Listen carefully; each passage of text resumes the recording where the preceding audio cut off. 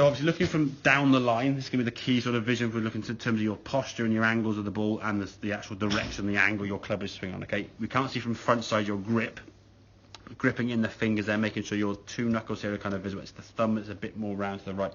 People tend to put their left hand in this sort of like palm up to the position, palm to the sky sort of position, which it isn't natural. When I said hold the basket, you instinctively sort of put your hands down there. The fingers were sort of supporting the basket, and you held it here. And when your right arm was hanging from the shoulders, it was kind of in this position. So you bring the left hand on, he comes on, they kind of come on together. Yeah. We don't want to be doing this with the left. If your left arm's got external rotation, and you twist it out this way.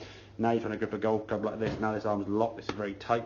You haven't got much grip pressure because your fingers are kind of extending around the grip. So the club's going to wobble a little bit. Miss hits cause the club to wobble even more. What happens? You grip it tighter. Now that's tight. That's tight. And it's very hard to swing with any kind of speed at all. Okay. So if we look at these movements here on the left-hand side was your before swing. We can see that club face now. Your body's or your head's dropping down to the golf ball, and the club now is swinging a long way behind. There's a wall there. You're hitting that wall. Next frame back. Sorry. Hitting the wall. I mean, the club at this point now is there.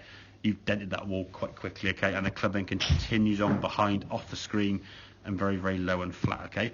This was the practice swing, which was a better movement, to be fair, okay? Last one was it? This was the first practice swing, okay? Hands are still a little bit back end of your chest there, but the club is starting to work up. At this stage, I want to see the hands a bit more kind of in front of your chest there, but the wrist hinge is working up.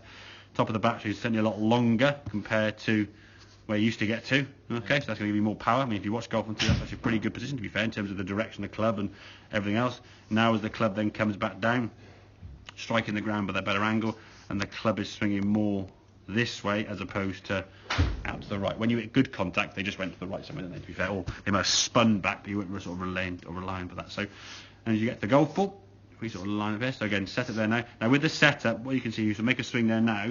In the process of, so you put your foot down first, your right foot now has been set, you're going to set your feet there. Irrespective whether that distance is too close or too far, you've set him there already. Now what will happen is you'll bring your left foot forward and put the club down around the ball, you'll just merge it together. Now, small little margins can make a big difference in where the ball's going to go. If we put feet first, we are literally guessing that distance from foot to the golf ball, because no one knows a number. There's no number we can say, oh yeah, with a 7-9 there, Chris, you stand 17 inches from the golf ball. And even if there was a number, could you eyeball exactly that distance? Probably not. If, however, we put the club down first behind the golf ball, and then set your grip in the right position, and then set your feet, then we've got a chance. Okay? So basically it's having to a more comfortable position. Yeah, exactly. You just put your feet down for comfort rather than guessing, and then just put the club behind the ball, because the club's got to go behind the ball. If your feet go first, you can't go, well, my club feels comfortable here. Well, the ball's there. Oh, tough. I'll just stay here and just move my arms to the golf ball. Yeah. Okay? So then you sort of step to the golf ball, and now you're sort of moving in and then sort of trying to, which is why a lot of times on the golf course, guys sort of shuffling and we're always then struggling to try and make a sort of a consistent strike. But in terms of the actual swing going back, you see, hands now in front of the chest, angle of that club now is a lot more steeper going back in. There's a little bit of more shoulder lifting here rather than sort of hinging at the wrist. That's probably down to the fact that you're being shoved and shrugged again. But at least your concepts now as the club to go higher, which is why the club gets back a bit further. Then when you come back to the golf ball here now, good strike of the golf ball, and the ball then sails down the driving range there pretty straight and quite a long way. Obviously there's going to be some movement on this. We're going to look at probably lesson 2 or 3 as we go through. Yeah. But from you, the main focus now is going to be getting a more loose grip in the hands, on the left hand especially. Certainly no squeeze with the thumb, but get the left hand seeing those sort of two knuckles. If your left hand goes palm up to the sky too much, and your left wrist in a sort of like hinge position here now, you can't hinge your wrist going back. Sort of, you manufacture a movement by sort of swaying at the golf ball. And again, on this one here now, if you watch your head when you come through, there's definitely a rising up. But if that rise up didn't happen, your club's getting the ground about a foot behind the ball, and it would hurt.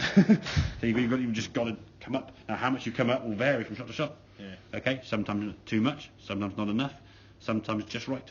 But it's just 50-50. 33. You let one good shot, 2 bad shots, and then more and more we do that, the more frustrated we're going to get. Okay, so in summary, looser grip in the fingers. Practice that hinge of the wrist. So when your club is here, just practice hinging the wrist. Not moving the hands at all, the arm, just basically hinging the wrist up and down like this, so you get used to kind of that movement. That will help you loosen the grip up, okay? And then again, practice slowly, I would suggest, because most walls you'll be up against will be more brickwork rather than sort of my soft felt ball. Chance you haven't got one of them in your house or whatever. So make some swings where that club is going up and not in the wall there, because it's a bit sort of into the wall there, but a bit shruggy with that right hand. If the arms and hands were kind of more in front of your chest here, the club would be up here in a much more up in front position rather than sort of being shrugged and pulled behind you. Okay? That'll take a bit of practice. Okay, if you want to try and feel the right position, start off here, hinge the club from there.